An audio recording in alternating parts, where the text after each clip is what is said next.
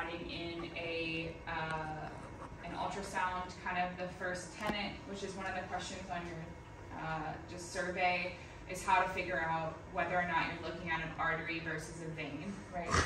And so one of the first kind of clues you can use is looking at how pulsatile the vessel looks. So artery tends to be pulsatile, the vein usually isn't.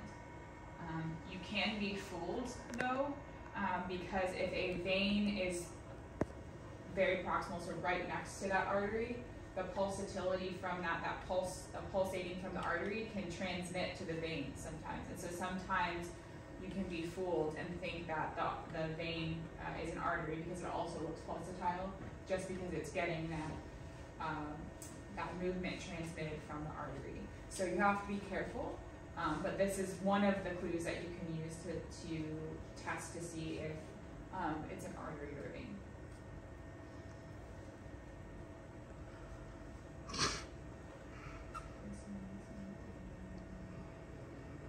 So you can push down and put pressure onto the artery and vein. So when you're ultrasounding the vessels, you can actually compress the vessels with your probe. And so that might make the pulsatility of the vessel more pronounced, right? You might see it be pronounced. So here he's got his ultrasound probe, and he's looking at what would be a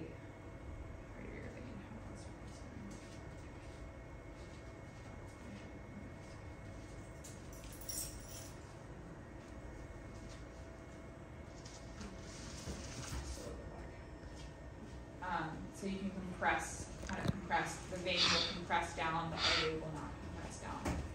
Okay, so this is our model here like we have here, which we'll use today. So we have our fake arteries and veins in. He's using the linear probe, right? So that's that straight probe, this one. Not the curvilinear, the abdominal probe, and not the phased arrays, which is the cardiac probe. You're using your vascular probe. He's showing you here at this top one, this is looking at it in cross section. So if your probe is oriented kind of over the vessels here, you're cutting them in cross section, right? Versus this other one is longitudinal. So he's looking at the vessel in a more longitudinal plane. So there's two ways to look at your vessel. You can look at it directly on, where it's going to have more of a circular appearance like this. Can you guys see that a little bit? Versus the linear, which is down here, and it's going to be a longitudinal approach. So that's just kind of what he's showing you there. So this is the inline technique that he's doing down here. And again, he's just showing you, again, looking at the artery and the vein in two planes. So he's looking at it in a linear plane up here, or a longitudinal plane here, and he's looking at cross-sectional here, just to kind of get a full view. So again, kind of here's our ultrasound probe here, here's your needle, here's your skin, and here's your vessel underlying it. And so if you're looking at it longitudinal, you'll see the vessel in a longitudinal plane, versus if you're looking at it transverse, you're cutting it transverse, you're going to see it looking like this as a circle. So you can use either plane. It's good to look at all of your vessels in both planes before you poke them, but you can use either plane to put a line in an artery or vein. So he's just showing you this probe, where the probe sound waves are going through his needle, and what it looks like on the screen here.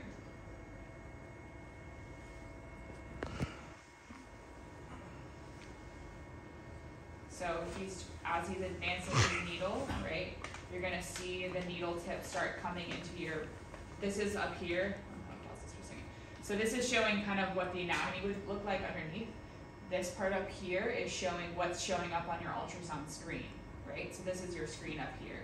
So you're holding your probe, you have your needle going in here, and you're looking up at your screen, and on your screen is going to be this. So your vessel's here, here's your skin, and this is going to be your needle coming into view as you advance your needle. So you can see here, he's in plane with his ultrasound. Again, before he advances his needle anymore, you're advancing your ultrasound probe a little bit up So that way your needle always stays within view of your ultrasound. Does that make sense? So kind of, I'll go back a little bit, but you see this gray advancing a little bit before he then advances the needle again to get back into view here. And now it's popping up on the screen again. Advancing needle popping up on the screen. Advancing needle. And now it's in the lumen of the vessel that you're trying to cannulate.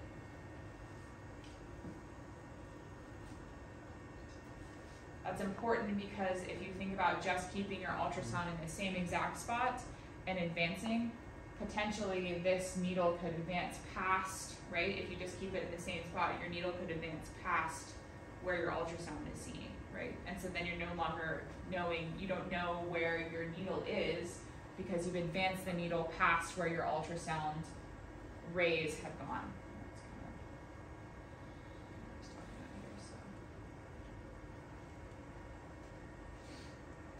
So that's what it's showing here.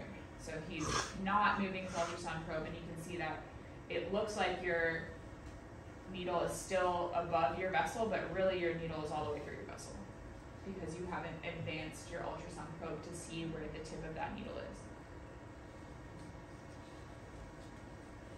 Okay, so here it is on a mannequin. Again, that's our vessel that we're trying to do. So we've looked at it in our transverse and our longitudinal planes. We've compressed. So this is probably a mannequin that doesn't have two vessels, but in real life, as you guys know, you're going to see an artery and a vein here. And so I like to compress my artery and vein to see which one is compressible, which one's pulsatile. We can also show you on these later. You can also put on color or Doppler flow. And so if you're really unsure, looking for pulsatile color flow or a pulsatile Doppler wave on your ultrasound can also tell you that it's an artery versus a vein. So he's just showing here how to advance the needle properly. So he's in the skin, you can see your needle coming in here. He's advancing his probe before he advances his needle anymore, and he's now directly in the lumen of the vessel, and he's kind of advanced his probe down as he's advancing his needle.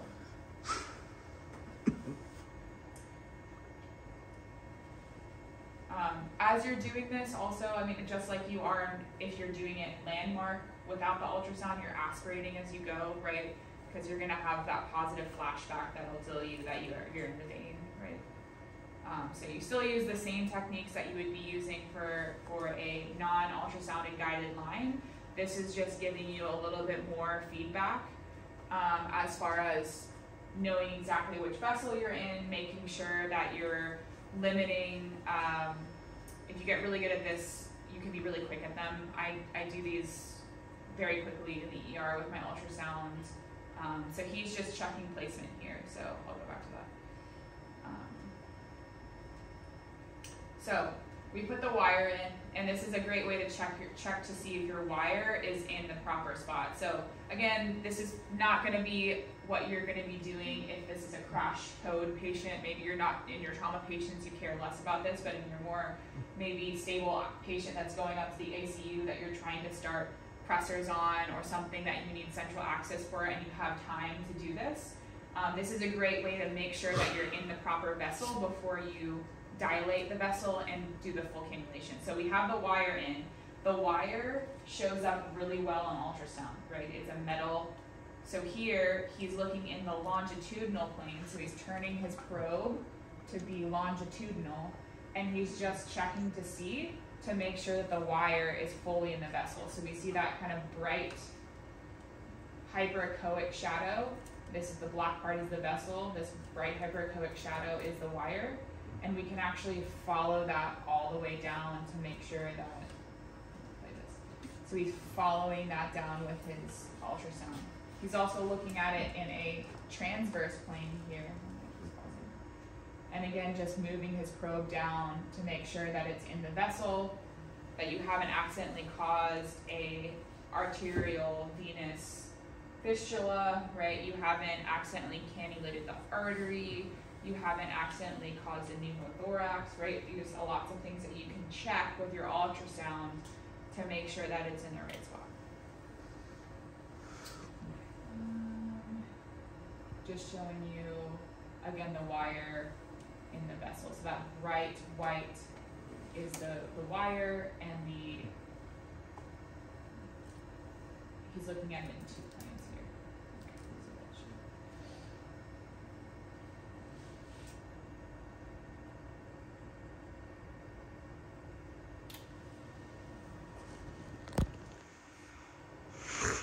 Again, just following it through. Okay. So once you've established that you have that in a proper position, then you can confidently dilate and finish the procedure, right? And you know that you're in the right spot.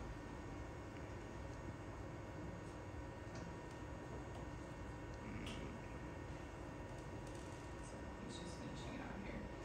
I don't think I'll show us that.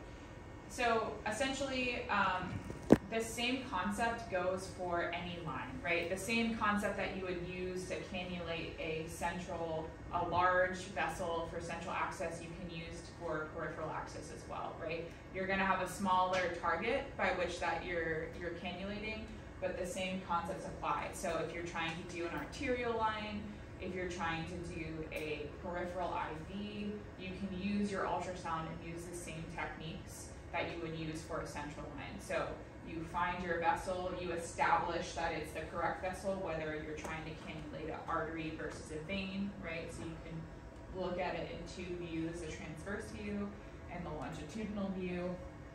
Apply pressure to the vessel to see if it's pulsatile, to see if it collapses, and then you can even apply color or Doppler, turn on your color or Doppler to establish if it's an artery or vein.